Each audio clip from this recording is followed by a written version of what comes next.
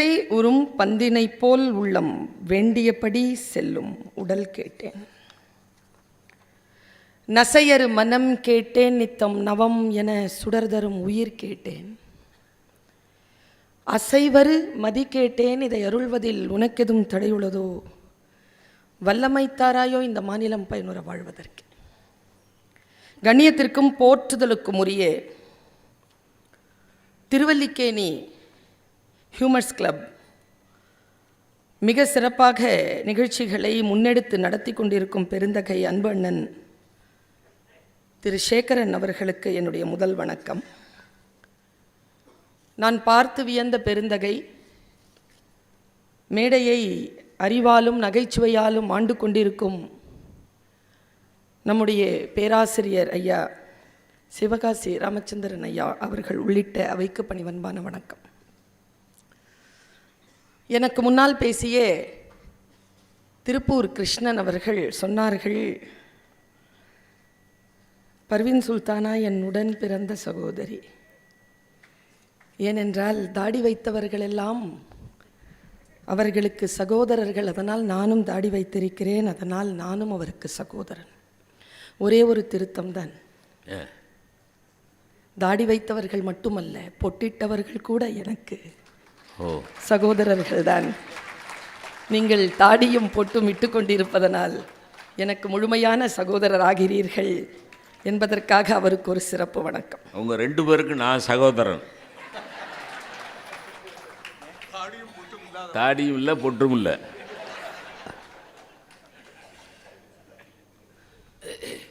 நால்வருக்கு நன்றி என்கின்ற தலைப்பில் கவிதையின் உச்சம் என்பது குறித்து என்னை பேச சொல்லியிருக்கிறார்கள். இன்றைக்கு நான் பேசப்போகின்ற இந்த சில மணித்துளிகளில் நான் தரிசிக்கும் பாரதி என்பவன் நான் பார்த்து இதுதான் கவிதையின் உச்சம் என்று நான் உணர்ந்த என் தனிப்பட்ட அனுபவம். ஒருபோதும் கவிதையின் உச்சம் என்பது ஒருவருக்கு நிகழ்வது போல் இன்னொருவருக்கு நிகழ்ந்து விடுவதில்லை. அது ஒரு தன்மை, அது ஒரு உணர்வு. இந்த பாரதியின் கவிதைகளை நான் உணர்வு பூர்வமாக படிக்கின்ற பொழுது அவருடைய எழுத்துக்கள் எந்த அளவிற்கு உச்சத்தை தொட்டிருக்கின்றன என்கின்ற என் சுய அனுபவத்தை இங்கே நான் பகிர்ந்து கொள்ளப் போகிறேன். டைமண்ட் என்று எதற்கு வைரத்திற்கு பெயர் என்றால் அவ்வளவு டைமென்ஷன் அதுக்குள்ள. ஒரு கல் அப்படின்னாலே அதனுடைய உச்சம் வைரம்தான். அந்த மாதிரி இந்த உலகத்தில் யாரெல்லாம் கவிதைகள் எழுதுகிறார்களோ அவர்களுக்குள் அந்த பரிமாணங்கள் இருந்தால் அதை எழுதக்கூடிய கவிஞனும் அந்த கவிதையும் உச்சம் பெறுவதாக நான் கருதுகிறேன். நான் ஒரு கவிஞருக்கு பிறந்தவள். என் தகப்பனார் ஒரு கவிஞர். கவிதை என்கின்ற அனுபவத்திற்குள் நுழைகின்ற பொழுது கண்களில் கண்ணீர் கசியாமல், உள்ளிற்குள் ஒரு சிலிர்ப்பை உணராமல் ஒரு கவிதையை கடந்து போக முடியாது. நான் சமீபத்தில் ஒரு கவிதையை வாசித்தேன். அசைந்து அசைந்து அறையை சரி செய்கிறது மெழுகுவர்த்தி. நான் ஒரு வினாடி ஸ்தம்பித்து போனேன் அந்த கவிதையை வாசித்து. தான் வாழ்ந்த குளத்தின் முழு பரப்பையும் பார்க்கிறது கொக்கோடு பறக்கும் மீன். மனம் ஒரு விதம் அசைந்து புரண்டு படுகிறது. கவிதைகள் இப்படித்தான் நம்மை செய்யும். 39 வயது வாழ்ந்த பெரும் கவி 12 ஆண்டுகள் கவிதை எழுதவே இல்லை. அவன் கவிதை எழுத தொடங்குவதற்கு 11 ஆண்டுகள் ஆகின. 23 ஆண்டுகள் கழித்து அவன் வாழ்ந்த 39 ஆண்டுகளில் மீதம் இருக்கக்கூடிய நாட்களிலே அவன் கவிதை எழுதியிருக்கிறான். அது என்ன பொருத்தமோ தெரியவில்லை. அறிவுக்கும் 39 வயது இருக்கும். விவேகானந்தரும் 39 வயதில் இறந்தார். பாரதியும் 39 வயதில் இறந்தார். புதுமை பித்தன் 41 வரைக்கும் போனான், அவனும் நம்மை விட்டு போனான். பட்டுக்கோட்டை 29 வயதுதான். அது ஞானத்திற்கும் அறிவிற்கும் உணர்ச்சிக்கும் கவிதைக்கும் ஆயுளுக்கும் நடுவில் அப்படி என்ன ஒரு பொறாமையோ தெரியவில்லை. பாரதியை நான் யோசிக்கிறேன். கருணை என்கின்ற தலைப்பிலே சரவணன் அவர்கள் பேசினார்கள். சில கருத்துக்கள் எனக்கு புதிதாக இருந்தன. பாலகிருஷ்ணன் என்கின்ற அவருடைய சீடர், அவருடைய நேரடி பார்வையில் வள்ளலார் அவர்கள் எழுதிய அந்த திருவருட்பாவை ஃபுட்நோட்ஸ் போட்டு 12 தொகுதிகளாக நான் நடத்திய பார்க்கர் நிறுவனம் பதிப்பித்தது. நான் வள்ளலாரை தரிசித்திருக்கிறேன். விவேகானந்தர் அந்த இல்லம் இருக்கு இல்லையா, அதுக்கு பக்கத்தில் இருக்கிற லேடி வில்லிங்டனில் தான் நான் படித்தது.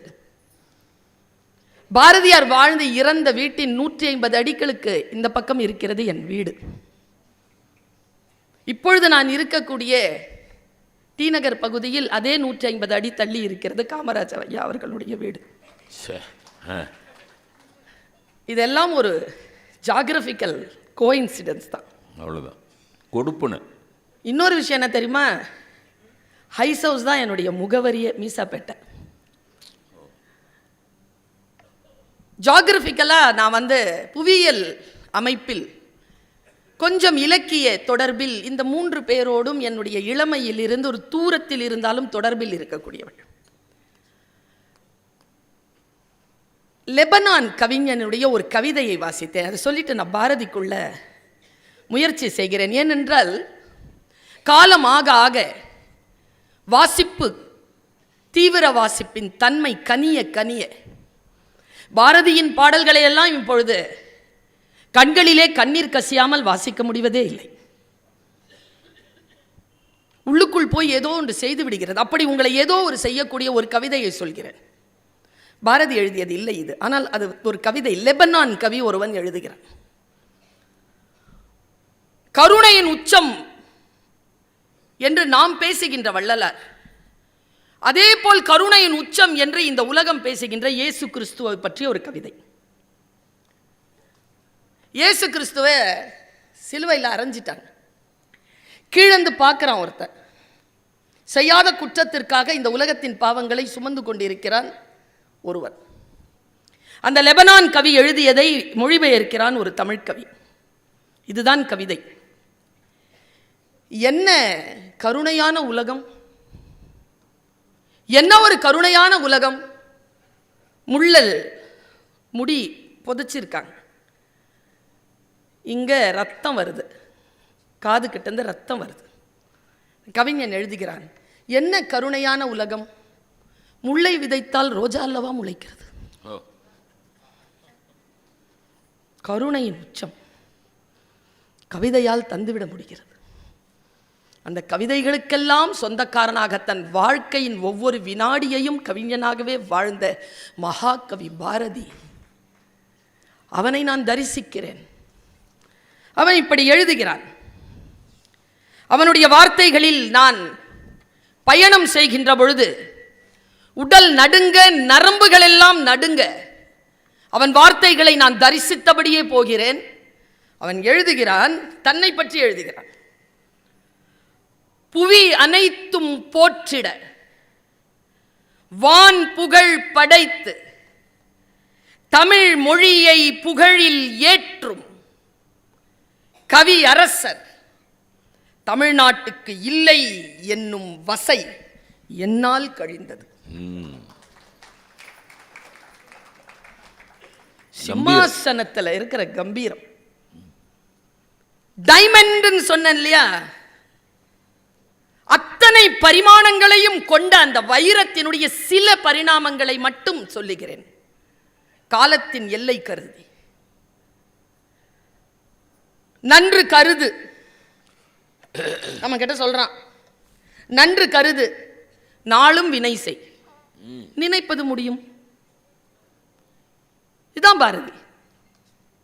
நன்று கருது நாளும் வினை செய், நினைப்பது முடியும்.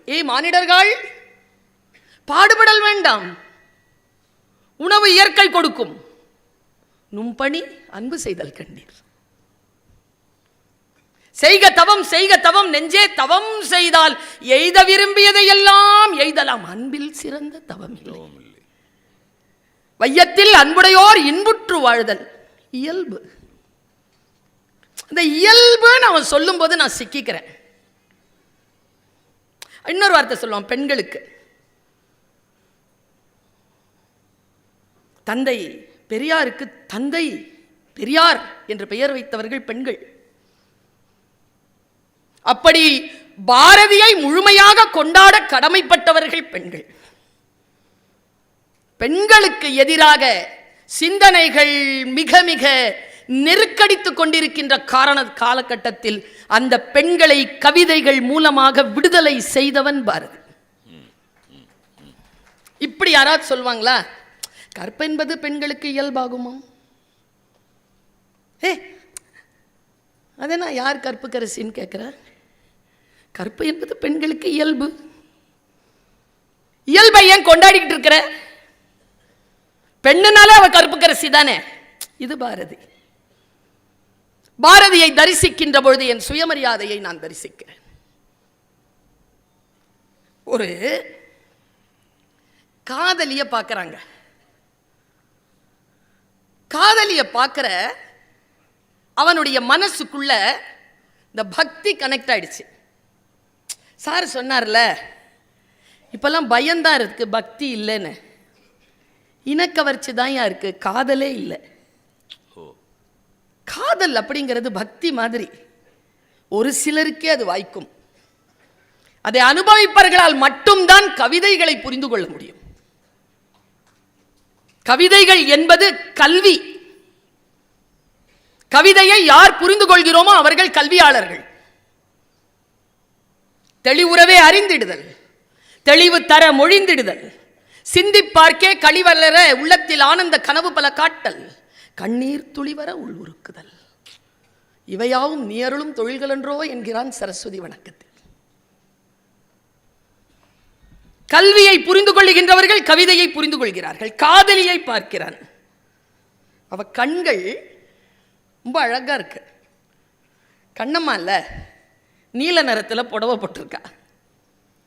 அதில் கிளிட்டரிங் ஏதோ இருக்கு. எங்க கனெக்ட் ஆகிறான் பாருங்களேன். ஒரு கவிஞன் இப்படி எழுதுகிறான் என்றால் அந்த கவிஞனை நாம் கொஞ்ச வேண்டாமா? அந்த கவிஞனை நாம் பாராட்ட வேண்டாமா? அந்த கவிதைகளில் நாம் சிலிர்த்து எழ வேண்டாமா? சுட்டும் விழிச்சுடர்தான் கண்ணம்மா, சூரிய சந்திரனோ வட்ட கரிய விழி, கண்ணம்மா வானக்கருமை கொல்லோ, பட்டு கருநீல புடவை பதித்த நல்வயிரம், நட்ட நடுநிசையில் தெரியும் நட்சத்திரங்கள் அடி. அவன் பிரபஞ்சத்தோட போய் கனெக்ட் ஆகுறாங்க, வான வெளியோடு போய் கனெக்ட் ஆகிறான். எனக்கு தெரிந்து எங்கே சரணடைய வேண்டுமோ அங்கே சரணடைகிறது அவன் கவிதை, எங்கே நிமிர்ந்து நிற்க வேண்டுமோ அங்கே நிமிர்ந்து நிற்கிறது அவன் கவிதை, எங்கே காதலித்து கசிந்து உருக வேண்டுமோ அங்கே உருகுகிறது அவன் கவிதை, எங்கே காலால் எட்டி யாரையேனும் உதைக்க வேண்டுமோ அங்கே எட்டி உதைக்கிறது அவன் கவிதை. அவன் கவிதையின் உச்சம். நெஞ்சில் உரமுமின்றி நேர்மை திறமுமின்றி வஞ்சனை சொல்வாரடி, கிளிய வாய்ச்சலில் வீரரடி. அடுத்ததே சொல்றேன் பாருங்க. அச்சமும் பேடிமையும் அடிமை சிறுமதியும் உச்சத்திற்கொண்டாரடி, கிளிய ஊமைச்சனங்களடி. வாய்ச்சொல்லில் வீரர் என்று குறிப்பிடுகின்றவன் அப்படியே வருகிறான் ஊமைச்சலங்கள் என்று. அவன் எதற்கும் அஞ்சினான் இல்லை, அஞ்சாமல் எழுதுகிறான் கவிதைகளை. ஆனால் அவன் சப்மிட் ஆன இடம் என்ன தெரியுமாங்க? அவன் எங்கே தன்னை முழுமையாக ஒப்படைத்தான் யோசிக்கிறான். அவன் கவிதை எங்க போய் யார்கிட்ட சரணடைஞ்சது? விவேகானந்தரினுடைய குருநாதர் ராமகிருஷ்ண பரமஹம்சர் அவர் வணங்கிய காளியிடத்தில் போய் சப்மிட் ஆகிறான். நான் காளி கோயிலுக்கு போயிருந்தேன் கல்கத்தாவில். ஐயா சொன்னார்ல, பலி கொடுக்குறாங்க, ஆட்டை பலி கொடுக்குறாங்கன்னு சொன்னார்ல. காளி கோயிலில் பலி எப்படி தெரியுமா கொடுக்குறாங்க? பாரதி ஒரு யூனிக் ஆளுங்க. அவன் சரியா நாம் அடையாளம் கண்டுபிடிக்கவில்லை, அவனை இன்னும் அடையாளம் காணவில்லை என்று நான் கருதுகிறேன். இன்னும் எத்தனை நூற்றாண்டுகள் போனாலும் அவனுடைய கவிதை திருக்குறள் போல் வாழும். அது வாழுங்க, அது அழியாது. ஒரு வரி கூடங்க, ஒரு சொல் கூட அழிக்க முடியாது. பாரதியினுடைய வார்த்தை இருந்து ஒரு சொல் நீக்க முடியாது. நீங்க காளி கோயிலுக்கு போயிருந்தேன், அங்க பலி கொடுக்கறாங்க, ஆட்ட கோழி எல்லாம் பலி கொடுக்கறாங்க. எல்லாத்துக்கும் உச்சமா உள்ள ஒரு பலிப்பீடம் இருக்கு, போனவர்களுக்கு தெரியும். தக்ஷணேஸ்வரம் அது இல்லை நான் சொல்ற இடம். நான் சொல்றது காளிகாட். காளிகாட் போனீங்கன்னா ஒரு சிறிய யூ மாதிரி ஒரு வடிவத்தில் ஒரு கல் வச்சிருக்காங்க. போகின்றவர்கள் என்ன செய்யணும்னா கையில் ஆடு மாடெல்லாம் பிடிச்சிட்டு போகக்கூடாது, தனியாக போகணும். நீங்கள் போய் உங்கள் தலையை அந்த யூன்னு இருக்குல்ல அதில் வச்சிடணும். வச்சுட்டு என்ன பிரார்த்தனை சொல்லணும் தெரியுமா? ஏ காளி, இதோ பாவங்களை எல்லாம் செய்து முடித்து விட்டு வந்த என்னை உனக்கு முன்னால் பலியிடுகிறேன். இனி என்னை புதுப்பித்து தருவாயாக. இனி உயிர் பெற்று செல்லுகின்ற நான் உன் பக்தனாக வாழ்நாள் முழுக்க நற்காரியங்களை செய்பவனாக இருக்க வேண்டும் என்ற மந்திரத்தை உச்சரித்து தன்னை பலியிடக்கூடிய பலிப்பிடத்தை கொண்டவள் காளி. அந்த காளி தான் பாரதிக்கு இஷ்ட தெய்வம். பாரதி எழுதுறான், கண்ணம்மாவாக எழுதுகிறான். அவன் சப்மிட் ஆனதெல்லாம் அந்த பராசக்தி கிட்ட தான். அவன் எழுதுகின்ற பொழுது அந்த சொற்களின் ஊடாக பயணம் செய்கின்ற பொழுது ஈரல் அதிர்கிறது எனக்கு. நான் கீழ்ப்படிதல் என்கின்ற சொல் இன்றைக்கு இல்லை. யாருமே லீவ் லெட்டர்ல கூட ஒபீடியன்ட்லின்னு எழுத மாட்டேங்கிறாங்க. ஃபெய்த்ஃபுல்லி இங்கிலீஷ் ப்ரொஃபஸர் இருக்கிறாருங்கிறதுனால சொல்கிறேன். என்ன பிரச்சனைக்காக நாங்கள்லாம் ஒபீடியன்ட்லி எழுதுறதில்ல தெரியுமா சார்? ஐ முன்னால் வருமா ஈ முன்னால் வருமான்னு தெரில. ஐ ஆமாம், ஃபெய்த்ஃபுல்லியில் எவ்வளோ ஃபெய்த் இருக்குதோ அவ்வளோ எள்ளு. சரி சரி சரி. கொஞ்சமாக இருந்தால் சிங்கிள் எள்ளு, கொஞ்சம் கூடுதலாக இருந்தால் டபுள் எள்ளு. ட்ரூலி அதில் கூட அப்படி தான். சின்சியர்லி அதில் கூட அப்படி தான். பணிவே இல்லாமல் இருக்கிறோம். எங்கே பணிய வேண்டுமோ அங்கே பணிய வேண்டும், எங்கே கம்பீரமாக எழுந்து நிற்க வேண்டுமோ அங்கே நிற்க வேண்டும் என்பதற்கு பாரதியின் கவிதைகள் சாட்சி சொல்லுகின்றன. இதைவிட உச்சபட்சமான ஒரு பிரார்த்தனை பாடலை இந்த சமூகம் பெற்றிருக்கவே முடியாது என்று நான் கருதுகிறேன். நின்னை சரணடைந்தேன் கண்ணம்மா, நின்னை சரணடைந்தேன். பொன்னை உயர்வை புகழை விரும்பிடும் என்னை கவலைகள் தின்னத்தகாதென்று என்னை சரண. நீ எனக்கு புகழ் கொடுக்க வேண்டாமா, நீ எனக்கு பொண்ணு கொடுக்க வேண்டாம், நீ எனக்கு உயர்வு கொடுக்க வேண்டாம், அதெல்லாம் நான் நினைக்கிறேன். ஆனா அதெல்லாம் நான் அடைவதற்கான வல்லமை எனக்கு வந்து சேருவதற்கு என்னை கவலைகளிடமிருந்து நீ காப்பாற்றுவாயா என்று கேட்கிறேன். நான் அதை வாசிக்கின்ற பொழுதெல்லாம் ஒரு பயணத்தில் ஈடுபடுகிறேன். பொன்னை உயர்வை புகழை விரும்பிடும் என்னை கவலைகள் தின்னத்தகாதென்று நின்னை சரணடைந்தேன். அடுத்த வார்த்தை சொல்ற, பாட்டா பாடினா சீக்கிரமா வந்துடும், நீராறும் கடல் உடுத்த மாதிரி. படிச்சா வராதுங்க. நீராறும் கடல் உடுத்த நிலமடந்த கெழிலொழுகும் சீராறும் வதனமென திகழ் பரத கண்டம் இதில் வராது. நீராறும் கடல் அப்படிதான் வரும். முழுச்சா பாடலாம்ல? ஏன் நல்லா தானே போயிட்டு இருக்கு, கூட்டத்தை கலைக்கிறதுக்கு தான். அதான் எங்க அம்மா அப்பா பர்வீன் சுல்தானான்னு பாடுவேன் தான் பேர் வச்சாங்க. பேச ஆரம்பிச்சிட்டேன் நான். ஆனால் அப்பா சாவறதுக்கு 10 நாளைக்கு முன்னால் கூப்பிட்டு சொன்னார், பேகம் பர்வீன் சுல்தானா எனக்கு ரொம்ப பிடிச்சிக்கும், அதனால தான் உனக்கு அந்த பேரை வச்சேன். இப்போது பர்வீன் சுல்தானான்னு தட்டுன நான் யூடியூப்பில் 2 பேர் படமும் வருது, எனக்கு அது போதும்னார்.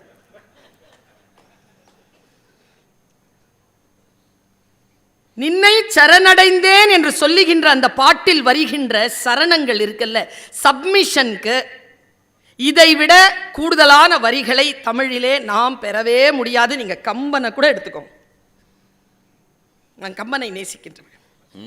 சரணாகதியின் முழு பாடமாக நமக்கு கிடைத்திருக்கக்கூடிய அந்த கம்பன் வரிகளில் இந்த மாதிரியான ஒரு சொல் எப்படி எழுதுறான் பாருங்க. தன் செயல் எண்ணி தவிப்பது தீர்ந்திங்கு.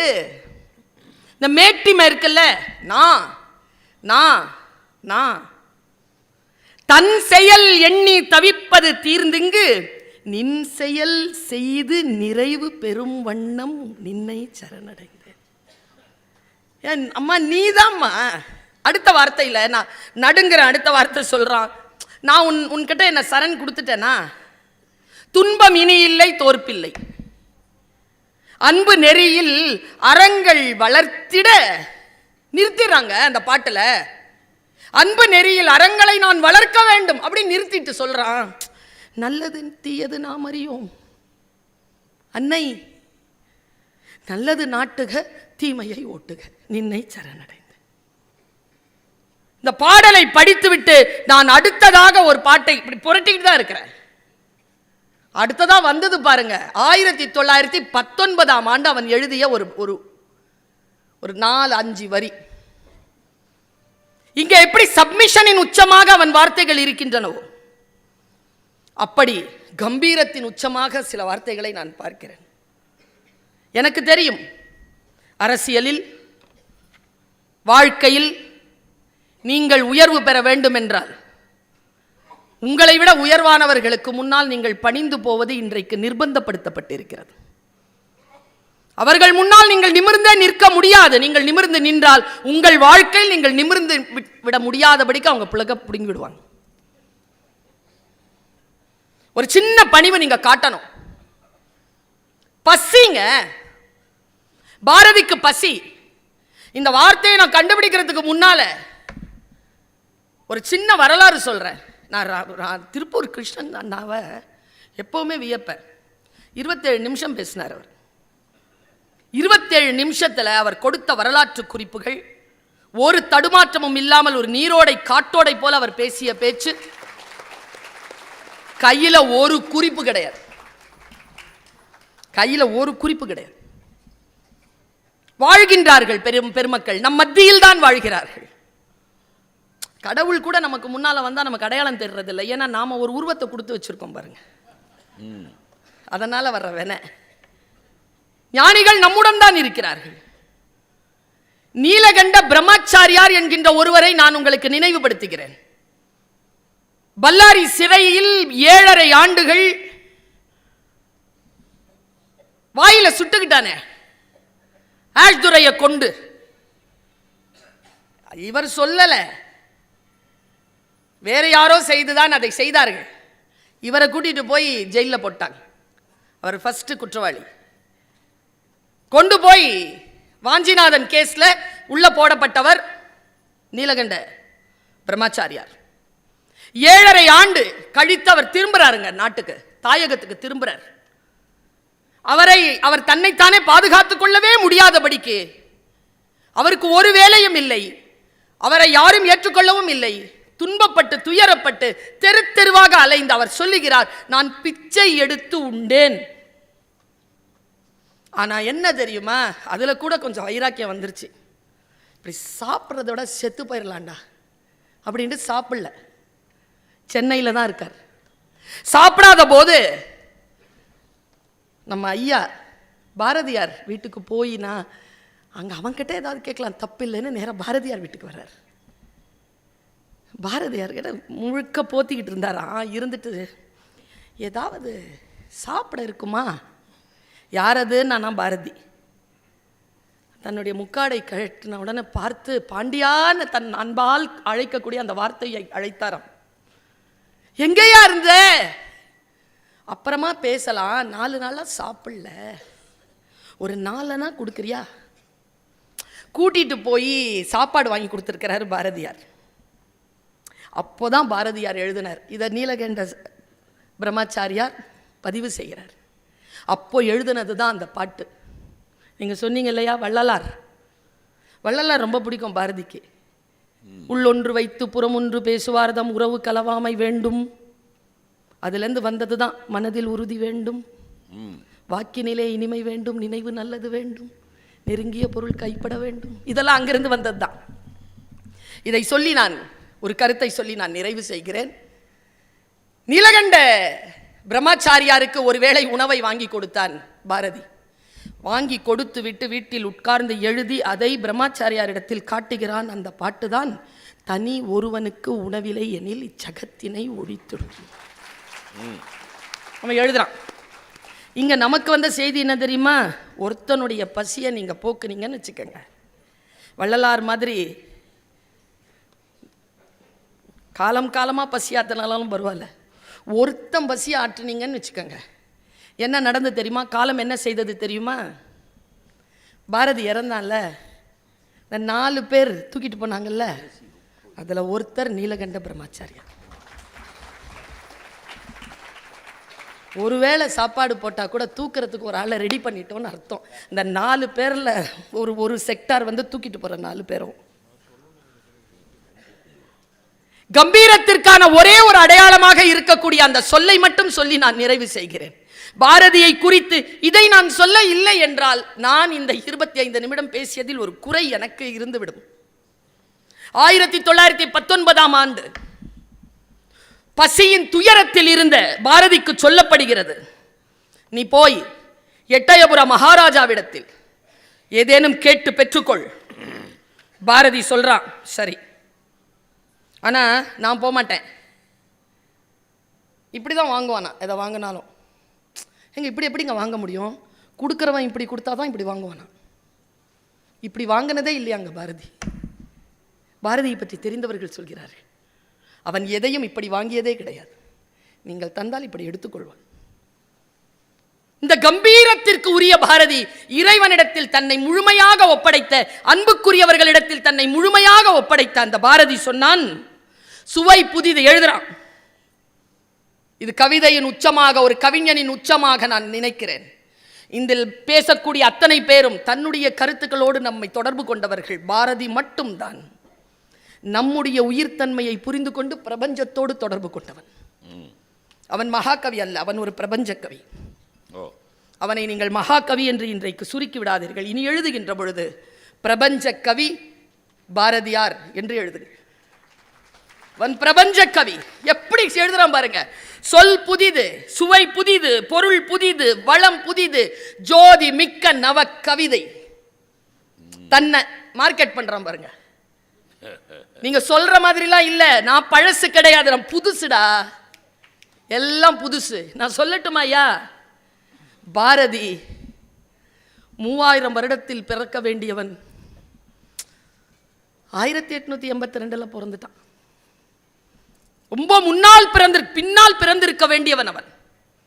எவ்வளவு பெரிய ஆளுமை அவன். எழுதுறான் பாருங்க, எட்டயபுர மகாராஜாக்கு எழுதுறான் பாருங்க, வேந்தனே எல்லாம் புதுசா வச்சிருக்கேன், வேந்தனே நீ நயப்படு சந்நிதியில், நீ நயப்படு சந்நிதிதனிலே நான் பாட நீ கேட்டு. சோறு இல்லைங்க, பசி பசி, சோறு இல்லை, குழந்தைகளுக்கு மருந்து இல்லை, செல்லம்மா தவிக்கிறா, 2 வருஷத்துல சாக போறாங்க, உடம்புல வலு கிடையாது.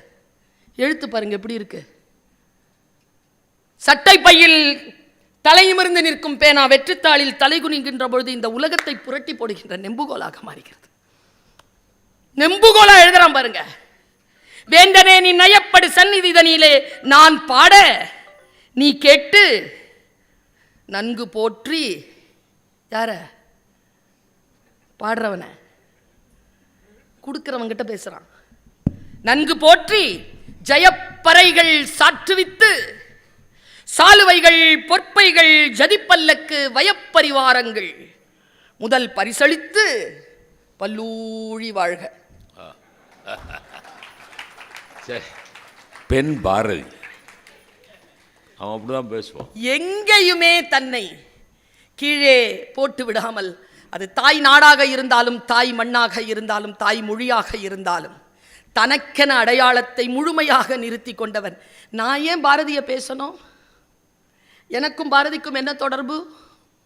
எல்லோரும் என்னை மேடையில் கூப்பிடுகின்ற பொழுது எப்படியேனும் என்னுடைய அடையாளத்தை சொல்லிவிடுகிறார்கள். அது ஒரு பழக்கமாகவே இருக்கிறது. அது சுமப்பது எவ்வளோ கஷ்டம் தெரியுமா? ரேவதி மேடம் கிட்ட சொல்கிறேன். இங்கே 5 பேர் பேசணுமா, ஒருத்தங்க பெண் பேச்சாளர். ஏன் என்னைக்காவது சொல்லியிருக்கீங்களா ஆண் பேச்சாளர்னு? பெண் என்பவளை பெண் அப்படி சுமந்துக்கிட்டே இருக்கணும். நான் என் அடையாளங்களை சுமக்கணும், நான் என் மதத்தை நான் சுமக்கணும். என்னை என்னிலிருந்து விடுதலை செய்தவன் பாரதி. ஆத்திச்சூடி இளம்பிறை அணிந்து மோனத்திருக்கும் முழுவெண்மேனியான், கருநிறம் கொண்டு பார்க்கடல் மிசை கிடந்தோன், மகமது நபிக்கு மறையருள் புரிந்தோன், இயேசுவின் தந்தை என பல மதத்தினர் உருவகத்தாலே உணர்ந்து உணராது பரவிடும் பரம்பொருள் ஒன்றே. அதன் இயல்பு ஒளி உறும் அறிவாம். அதன் நிலை கண்டார் அல்லலை அகற்றினார்.